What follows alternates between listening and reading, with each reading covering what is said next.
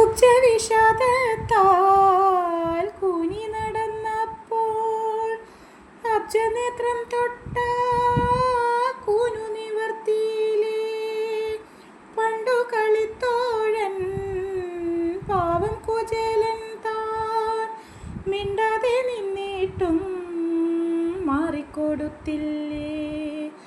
എന്തു പറയും ഞാൻ, എന്തു പറയും ഞാൻ, എൻ്റെ ഭഗവാനോടെന്തു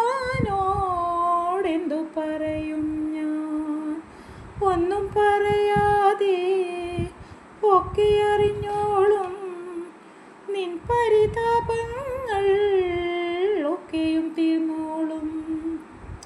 എന്തു ചോദിക്കും ഞാൻ, എന്തു ചോദിക്കും ഞാൻ, എൻ്റെ ഭഗവാനോടെന്തു